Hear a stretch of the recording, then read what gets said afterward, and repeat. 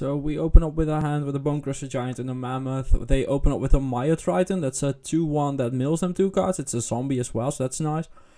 Stomp that because, well, I just don't want to use, I don't want them to get a board position here, and I do want to make sure that I absolutely use my mana, so I just stomp it right away. Next one, I just play the Bone Crusher Giant, and after that I swing. They're just not doing anything. They're stuck on 2 lands. They milled. This is just the most typical thing ever. They milled a land and then just never found a land again. So here they're stomping our 1-1 token because, well, if they don't, our 5-5 can attack as well.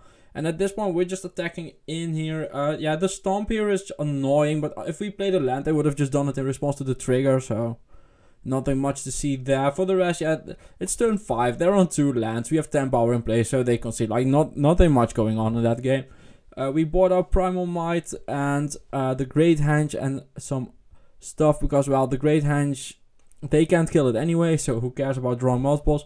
We play an Edgewall Innkeeper as they play a Maya Triton. They mill some cards. Let's see if they have lands this time. They don't mill the lands this time. I go ahead and stomp it again because I just, yeah, as I said, I just want to keep using my mana. And also I'm going to get rewarded here for the Bone Crusher Giant. Oh, they also just exile a creature from their graveyard, so they get a 2-2 zombie with the enchantment. Yeah, we play our Bone Crusher Giant here. Get the Edgewall Innkeeper trigger, which makes sure that we draw an extra card. Yeah, Edgewall Innkeeper, really strong card. I could definitely see that making waves in other formats. I don't know if it has. I haven't checked Pioneer in a long time because it's been pretty miserable. But I'm definitely interested in trying Edgewall Innkeeper plus Bone Crusher Giant in Pioneer. Anyway, they get another zombie token of the trigger. Croxar happens and they discard a card from our hand. And then the Croxar goes away again. So I discard the Vivian here, I believe. Yeah, I believe I discard the Vivian. Yeah, thinking about it for sure. Because, well, I just don't have the lands anyway. Oh, I end up discarding the Evolving Wilds here, just hoping to draw a land in my 30 land deck. I also just have a land, I just realized. Yeah, I'm still getting used to the double face modal cards. It's something, alright. Anyway, so we just did have a land, that's fine.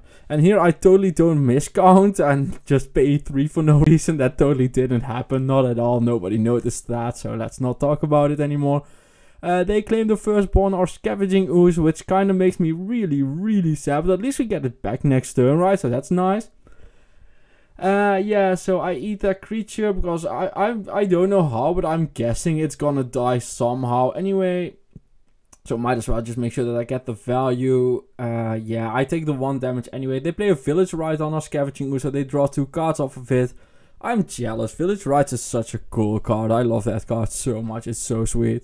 I did a Mardu deck on that as well. Anyway, yeah, the Great Henge, this I'm counting it correctly, but we're just so far behind. As we have 1 drops and 3 drops, and they play an Extinction Event on odds, and we just don't have a board, and we're dead on board, so yeah, so that's that. Also, note how I select the Questing Beast, decide to not discard it, and concede instead to hide information, and Magic Online just dumps it in the graveyard anyway, so yeah, nice going Magic Online, just pure quality.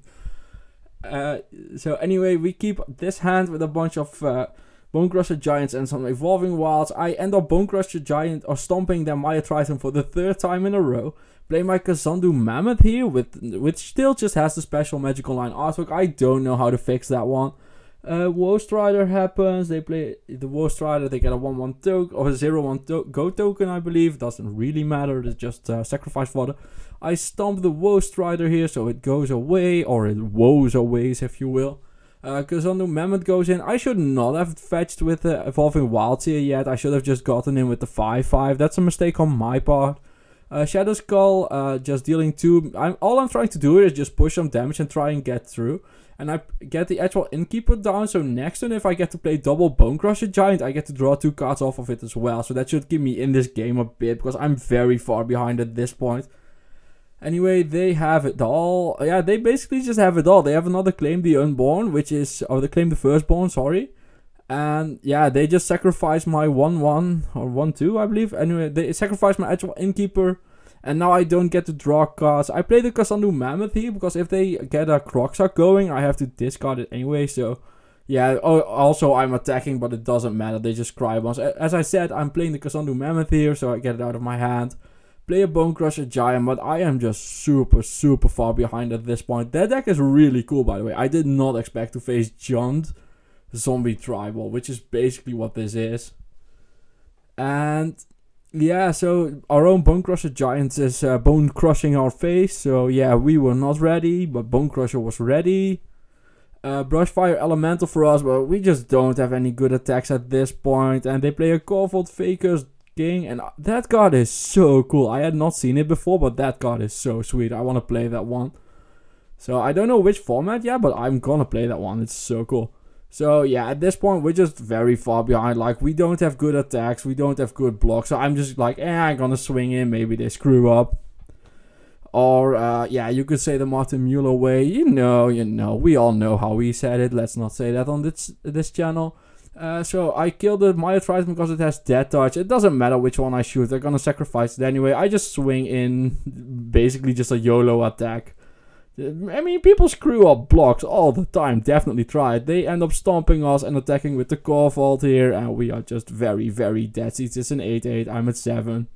Yeah, this matchup felt pretty bad. So, GG's.